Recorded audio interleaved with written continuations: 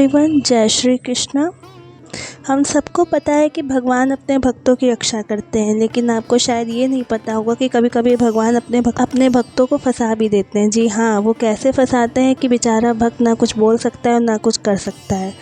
बिल्कुल वैसे ही जैसे भगवान श्री कृष्ण बचपन में माखन चुराते समय ग्वाल बालों के साथ क्रीड़ा करने के लिए किया करते थे। लेकिन एक बात ज़रूर है कि भगवान अपने भक्तों को फंसाते हैं तो उसमें भी भगवान और भक्त के बीच एक मधुर सुख का ही आदान प्रदान होता है और उसे केवल भगवान और भक्त समझ सकते हैं। और आपको जानकर आश्चर्य होगा कि ऐसे ही शरारत वाले सिर्फ भगवान श्री कृष्ण ही नहीं करते। ऐसे कार्यों में हमारे जगत के भगवान जगन्नाथ जी भी जरा भी पीछे नहीं। आइए आज हम आपको बताते हैं कि भगवान जगन्नाथ जी की कैसी मीठे रस से लीलाओं का आस्वादन कर आपका हृदय भक्ति रस से भर जाएगा। ये ऐसे भक्त की कथा है जो रहते तो हैं भगवान जगन्नाथपुरी धाम में, लेकिन भगवान जगन्नाथ के साथ उनका आदान प्रदान एक मित्र के रूप में है, जिनके साथ कई बार भगवान जगन्नाथ बालक के रूप में भी और कभी कभी उनकी सेवा करने के लिए रहते हैं। हम बात कर रहे हैं भगवान जगन्नाथ के परम भक्त रघु दीक्षित। अत्यंत सरल और बालक के समान स्वभाव वाले भक्त पुरी में सिंह द्वार के पास रहते थे। उनकी भक्ति और जगन्नाथ जी के साथ उनके स्वभाव के आदान प्रदान के विषय में सभी लोग जानते थे। सभी लोग उन्हें आदर और सम्मान देते थे, लेकिन रघुदास को उनसे कोई फर्क नहीं पड़ता था। उनके लिए तो उनकी दुनिया बस उनके जगन्नाथ जी तक ही सीमित थी। एक दिन ऐसा ही हुआ। एक बार रात के समय जगन्नाथ जी रघुवर दास के पास आते हैं और कहते हैं कि रघु चलो आज हम राजा के बगीचे से कटहल चुराते हैं और फिर हम दोनों उसका आस्वादन करेंगे। जगन्नाथ जी की बात सुनकर रघु ने कहा, लेकिन आपको कटहल क्यों चुराना है? अगर आपको कटहल खाना है तो मैं आपके लिए बहुत ही अच्छा कटहल का फल यहीं ले आता हूँ। लेकिन ये बात सुनकर जगन्नाथ जी ने कहा कि अरे नहीं, इस प्रकार तो प्रतिदिन मुझे सारी चीज़ें मिलती रहती हैं, मुझे किसी और चीज़ की कोई आवश्यकता नहीं है। वास्तव में मेरे पास सब कुछ है। मैया यशोदा मुझे इतने प्रेम से इतना सारा माखन खिलाती है, लेकिन फिर भी मैं दूसरों के घर में माखन चुराने जाता हूँ। पता है क्यों? क्योंकि चुरा कर खाने में जो आनंद आता है ना, आहा, ऐसा आनंद आसानी से मिलने वाली चीज़ों में नहीं मिलता। इसीलिए मैं चाहता हूँ कि आज मैं तुम्हें भी इस आनंद की अनुभूति करवाऊँ। ठाकुर दास ने कहा, अरे नहीं, मुझे ऐसी कोई अनुभूति नहीं करनी। यदि राजा को इस बात का पता चल जाएगा तो आपको तो कुछ नहीं कहेंगे, लेकिन मेरा क्या होगा, यह सोचा है आपने? इस प्रकार रघुदास के मना करने के बाद श्री जगन्नाथ जी बार बार उसे कटहल चुराने के लिए कहते रहे। आखिरकार अब बेचारे रघुदास भी क्या कर सकते थे, उन्हें अखार के भगवान जगन्नाथ की बात माननी पड़ी। और इस प्रकार भगवान जगन्नाथ और उनके नैष्ठिक भक्त रविदास की सेना चल पड़ी राजा के बगीचे में कटहल चुराने के लिए। जरा कल्पना करके देखिए कि वह दृश्य कैसा होगा जब यह दोनों मित्र राजा के बगीचे में जाकर कटहल चुराने के लिए जाते हैं। चलिए आगे क्या होता है जानते हैं।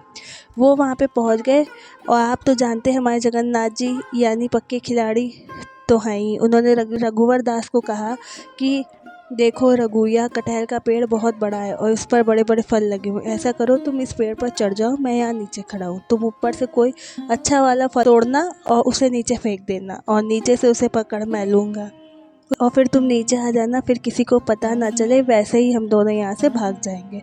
अब रघुदास इसमें क्या बोलेंगे। जगन्नाथ जी की रणनीति को शिरोधार करके वह पेड़ पर चढ़ गए। कटहल के पेड़ पर वहाँ से एक अच्छा सा बड़ा कटहल का फल था, तो उन्होंने वहाँ से तोड़ा और नीचे आवाज़ लगाई, जगन्नाथ जी क्या तैयार हो? मैं कटहल नीचे फेंक रहा हूँ, उसे पकड़ लेना।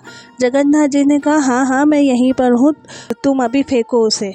यह सुनकर रघुवर दास ने फल नीचे फेंक दिया और सोचा कि नीचे जगन्नाथ जी ने पकड़ लिया होगा, लेकिन जगन्नाथ जी वहाँ होंगे तब तो पकड़ेंगे ना। कटहल नीचे ज़मीन में धड़ाम से गिरता है और उसके 2 टुकड़े हो जाते हैं। राजा के सिपाहियों ने यह बात सुनी तो पता चल गया कि ज़रूर कोई कटहल का फल चुराने के लिए बगीचे में घुस गया है।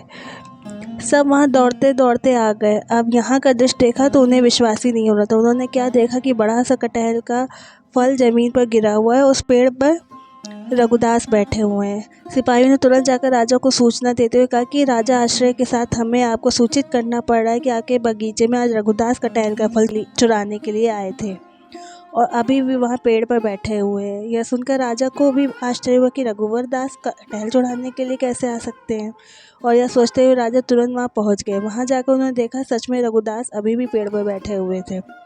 और नीचे कटहल का टूटा हुआ फल पड़ा था। राजा ने रघुदास को नीचे आने के लिए कहा। जब रघुदास पेड़ से नीचे आए तो राजा ने उनसे कहा कि हे मेरे प्रिय और परम भक्त रघुदास, अगर आपको कटहल खाने की इच्छा थी तो आपने इतनी रात को यहाँ पर मेरे बगीचे में आने का कष्ट क्यों किया? यदि आप कहते तो मैं इस फल को आपके घर भिजवा देता।